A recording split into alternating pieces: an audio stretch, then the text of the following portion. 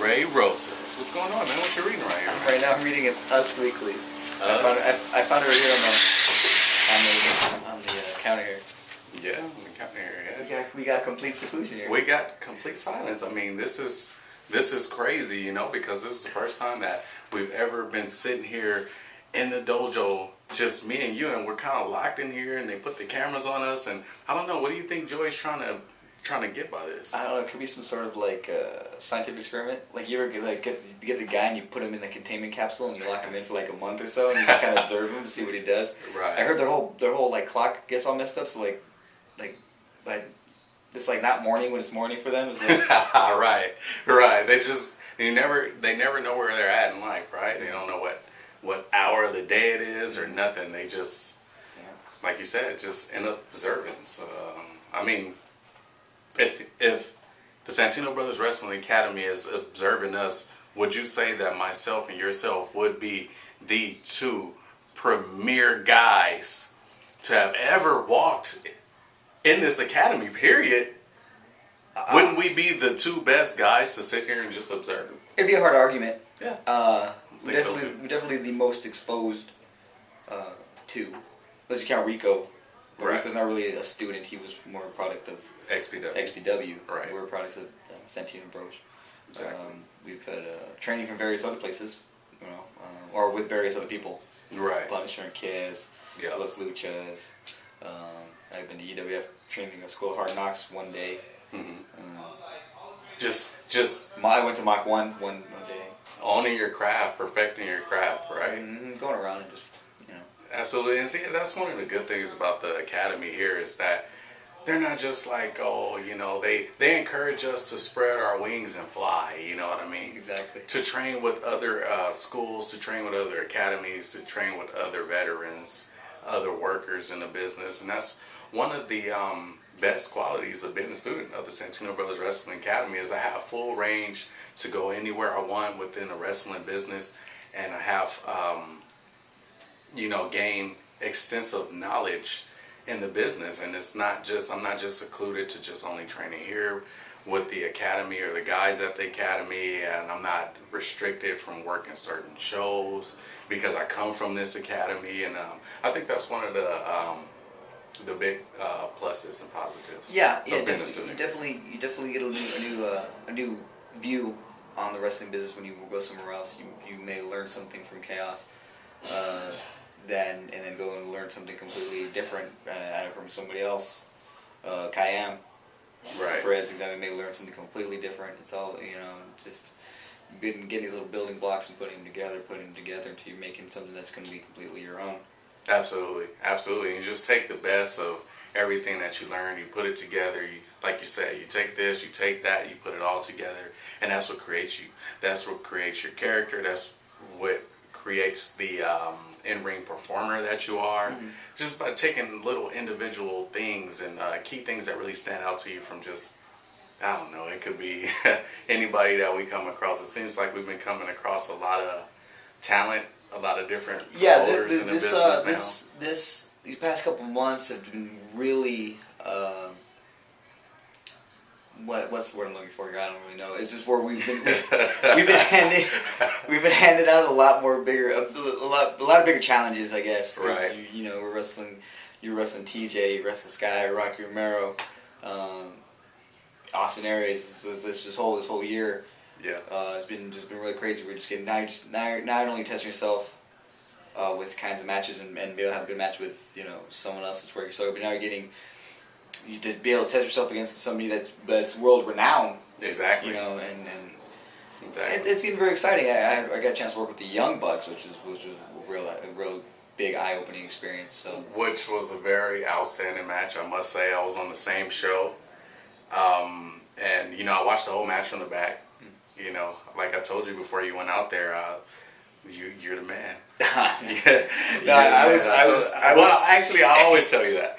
We tell each other that all the time. We have a little thing where we try to top each other's matches. No, I remember I was scared. I was so scared for that match, even though I was just like, oh god, I'm not gonna be able to keep up. And looking back on it, it was really good. I loved the match. And probably, I guess a little part of me wishes I did a little bit more. But granted, the story we were trying to tell in the ring, I think I did just the right amount. But Absolutely. I was scared of that match. Oh man, you can tell when you walk out there. You walk out there with that smug look on your face as a heel, and you're walking out, and you're just kind of walking, and you're just kind of shrugging your shoulders and popping your hair.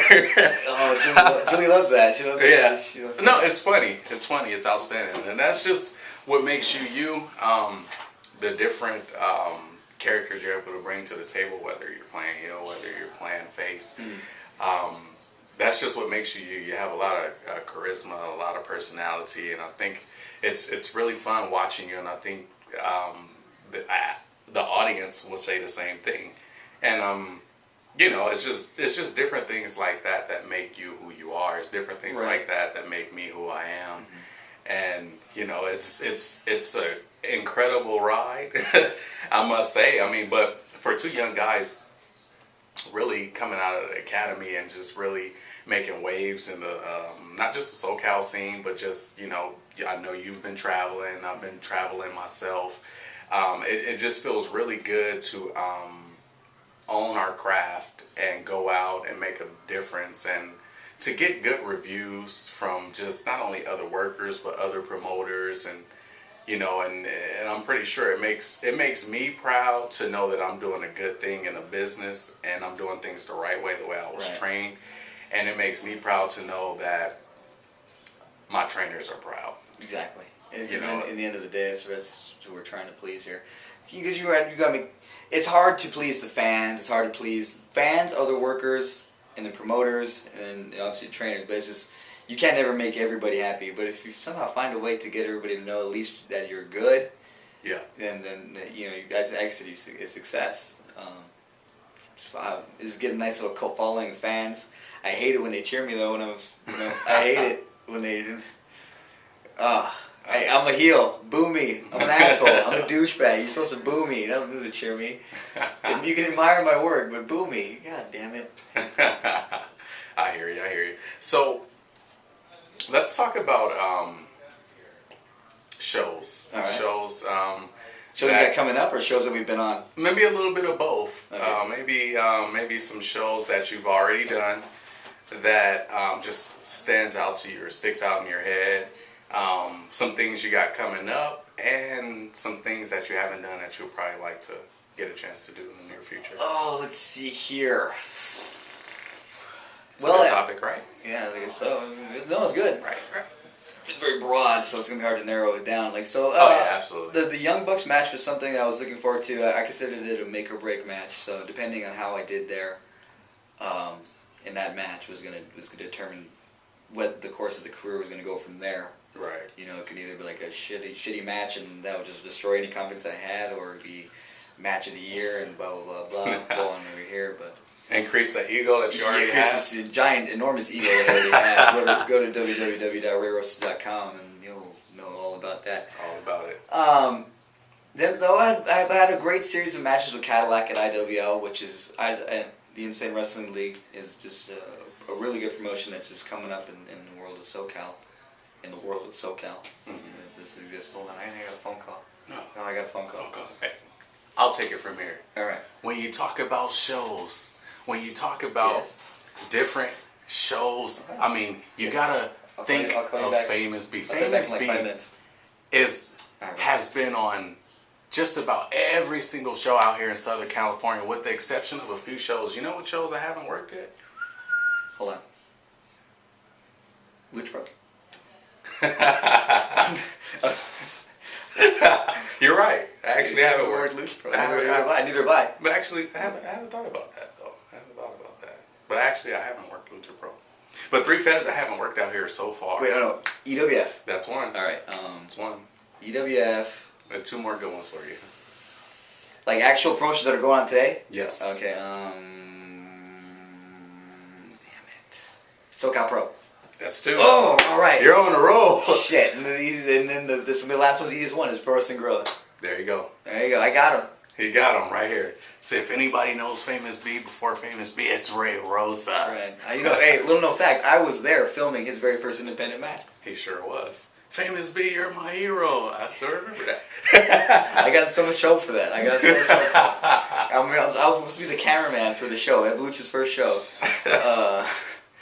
And I'm filming the show, and I'm like, I'm marking out for the show because I was just a green boy, whatever, rookie. And I'm watching his match, and Famous B was just like the wrestler that I was like emulating and wanted to be. And just watching the match, and I'm marking out on the camera. And I'm shouting out, I'm booing him, and I'm going, Famous B is my hero, and blah blah blah, while I'm holding the camera. So when the trainers ever go back and watches the footage again, they listen to me, you know, chanting and yelling and trying. Oh man, I got so much trouble for that. But that was a fun show.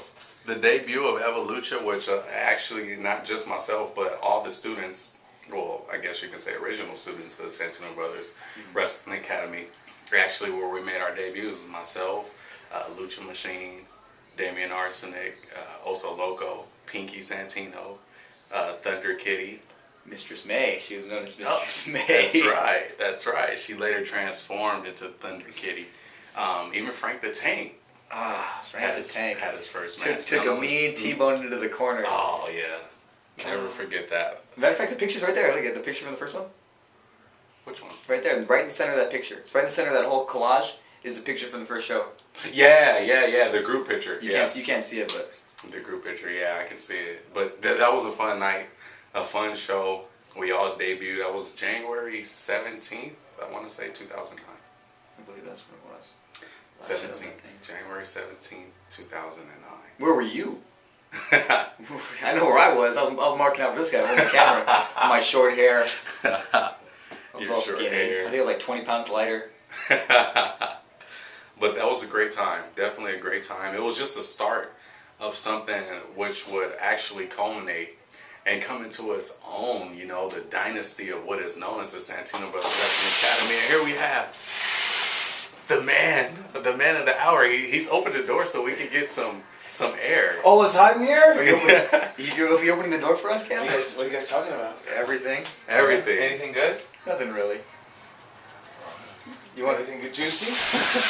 Or like we're working into the actual shoot part of it. Exactly. Oh, you guys aren't there yet? Nah. I was trying to leave you alone so you can talk your feelings, you know, in case you need to shoot on me. See, that's what it was. It was. I didn't In realize case you need to shoot on me, you know? Is that it? Yeah, I was going to upload it. Are you gonna upload this? Fuck yeah. Hold on, let me.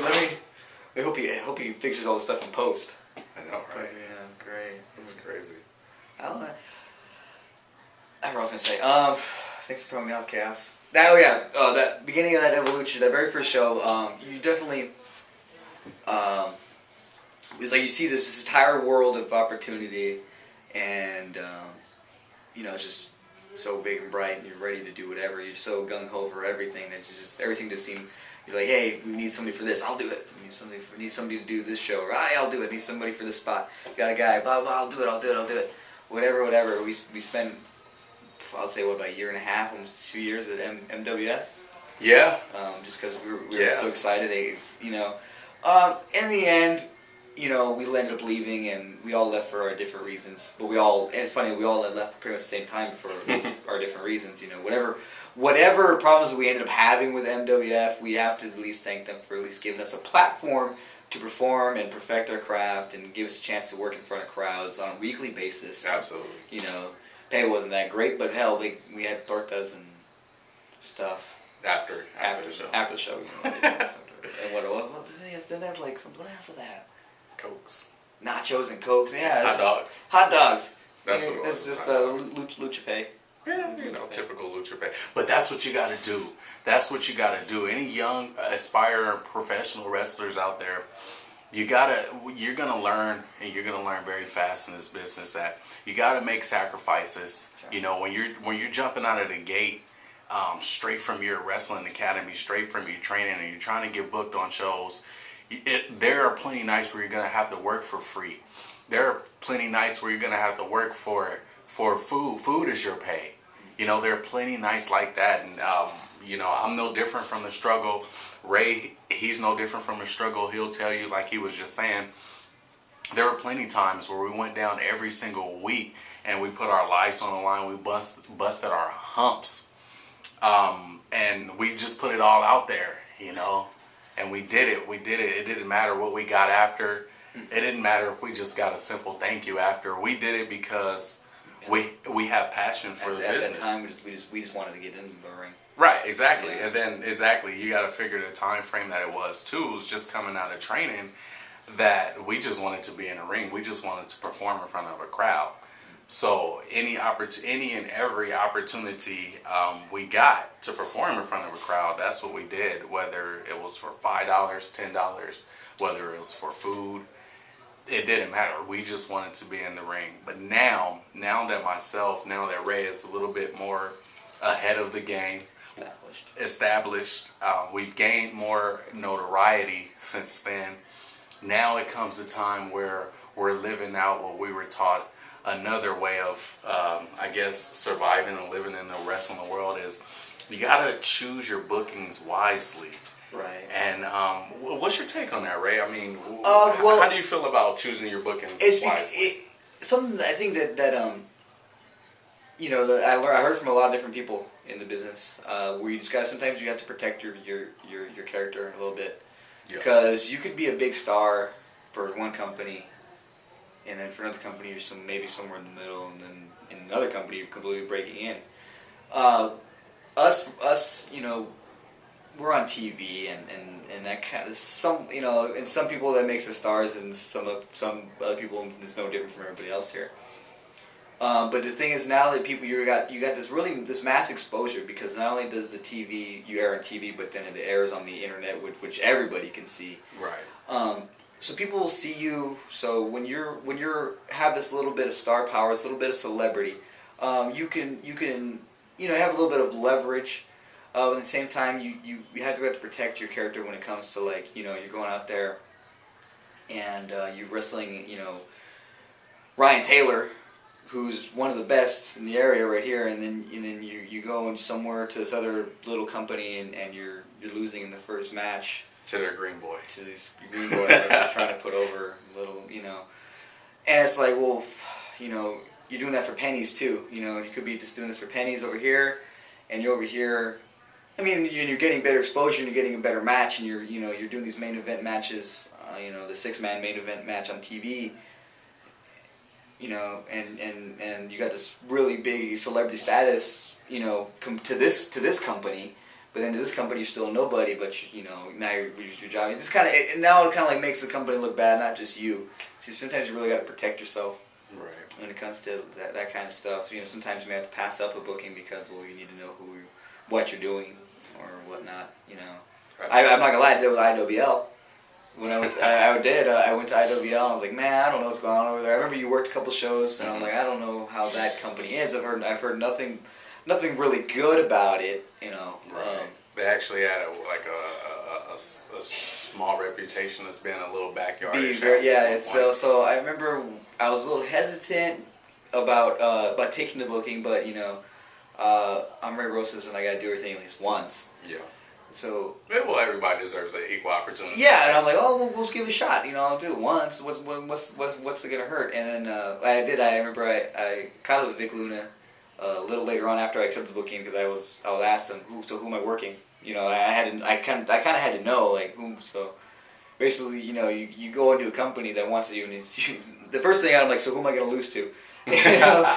Especially if you're debuting, right? If you're debuting, and you know, depending on how big of a deal that company wants to make you. Right.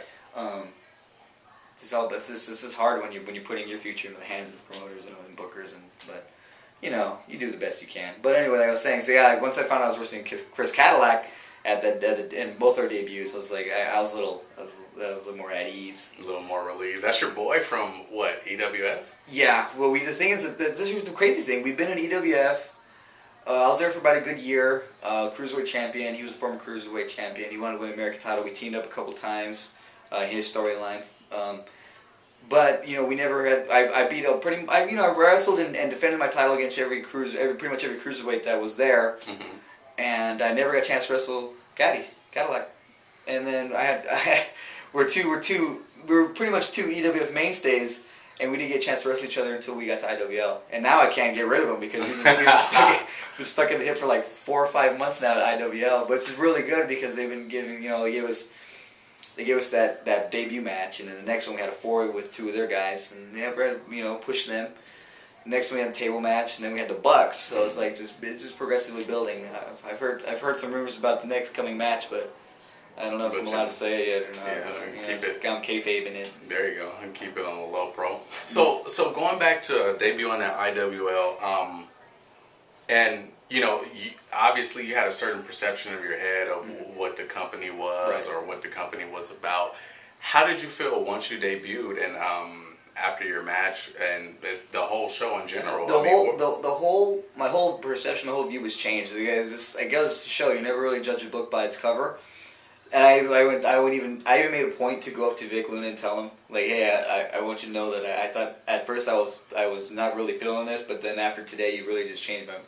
You know what? This is funny because it changed my whole view about it. But you know who was just really excited now? It became like pretty much one of his favorite feds. Mongol. Oh, is that right? Yeah, Mongol heard all this stuff too, and he same thing. He went with me. And I remember, what show was it that it was me, you, and Yoli when we rolled up together. One of those shows. It was me, you, Mongol. Well, it wasn't that same show. It had to be, right? Yeah, it was. Okay. We went to Alfredo's after? Yeah. Yeah, it was that show. Yeah, it was just March. So for Mongol to go like, yeah, it's a really good show.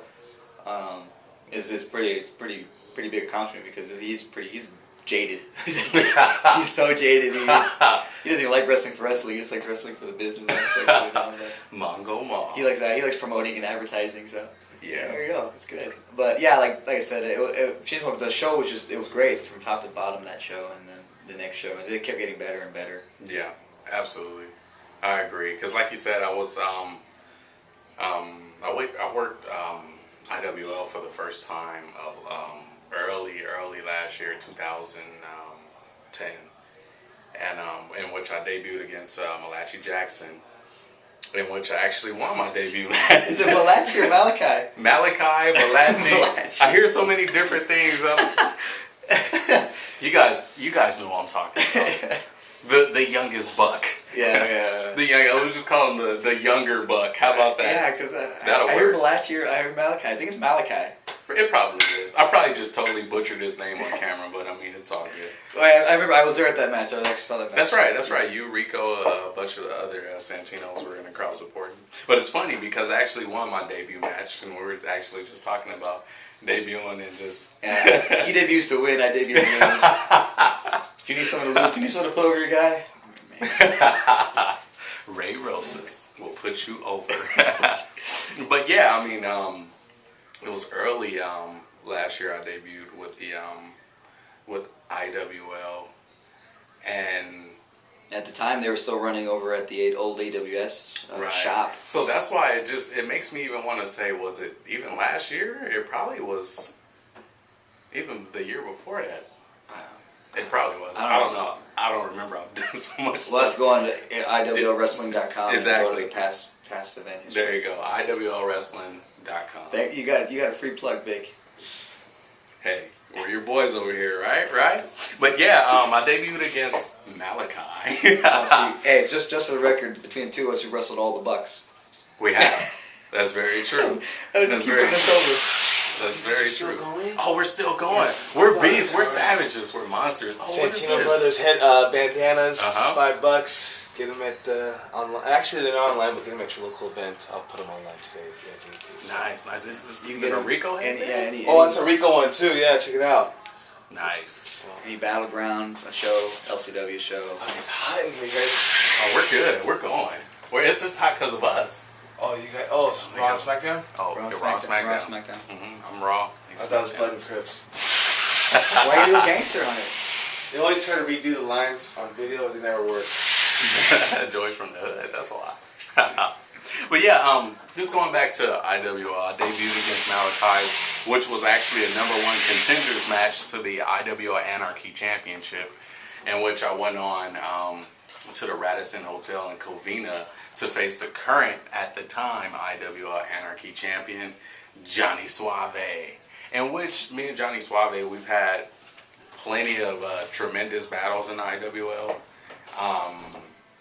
2 1-on-1s, and we actually met in a fatal 4-way as well. But it was really cool and interesting working Johnny Suave for the first time, and of course then on, because I actually remember coming up when I first started training. Johnny Suave was one of the first Indy guys that I actually seen on the circuit. Before I started training, I actually didn't have any idea about independent wrestling.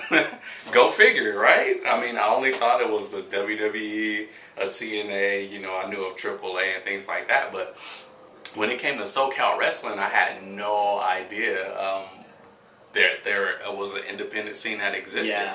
So I'm actually kind of like a late bloomer to independent wrestling. I think it was Wrestling Society X when I saw that, and then you kind of like you're like, wait a minute, who are these people? And you see all these people that are on Wrestling Society X, and then you kind of look them up, and next thing you know, you got XPW and you got Rev Pro and Rev X and all these people that are that started when they came up with that, and then you just kind of discover new wrestling from there.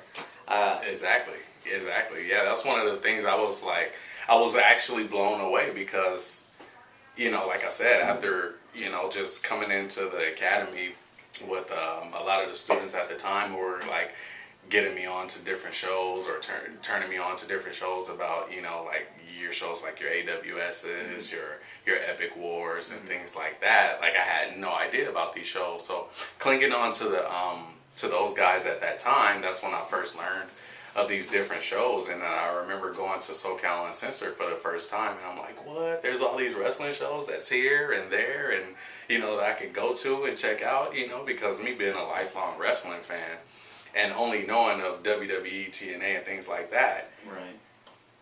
Being exposed to the independent scene where I can actually go and pay $10 every single weekend if I chose to go and watch wrestling, to me that was awesome. Right. And independent wrestling is such a different animal to the WWE mainstream or TNA mainstream wrestling. Not TNA so much, but it's like when you're just seeing all the stuff you're not used to seeing on TV, all this crazy, you know, flips and head drops and stuff. Right. It's kind of like a culture shock. You're like, what the hell? I didn't know you do that kind of stuff. What's up, boss man? We're going all day, boss man. You know what? You're gonna have so much footage after this scene. What you're gonna want to do is you want to chop this up, right? And you can just put like clips every single day. You know. How long have we been going? Roughly about 27 minutes, 30 seconds. Nice. And we're 27 minutes. And we're just getting started. Nice. Yeah, we started shooting yet? There's so many things we haven't talked about yet. Yeah, we haven't even started shooting yet. I don't think. Have you guys talked shit about women's wrestling? I think I may have thrown a shoot in there, but I think it may have been accidental. And then you'll have to watch it and see. Okay, what about, have you guys shooted on women's wrestling? No, we don't shoot on women's wrestling. And you guys are going to be nice and not do that, right? What would Rico say? What would Rico do? Women's wrestling. I'm out of here. Good luck. WWRD. What would Rico do? What would Rico do? Oh, no. What would Rico Dynamite? Yeah, Rico. Raunchy Rico. Good old Ranch. There's a fan back there if you guys want it. Oh, there's a fan. There's a fan? There's a fan. Hey, I'm off. I'm not giving any autographs. So Here's your fan. If there's any fans around here, I think I've seen that fan before too. It's definitely my biggest fan. Oh. Definitely. Wait, let's get this out. They're usually front row. I don't know if that's me too loud. It's alright. But there's your front row fan. And we got a fan now. Hey, why don't you pause it? Why don't you pause it so we can start over? You want to start over? Well, yeah, so that we have a different one. So we have to cut up that one and we just have another one. Yeah, so we'll catch you next time. We're gonna redo it again. Redo. Dun dun.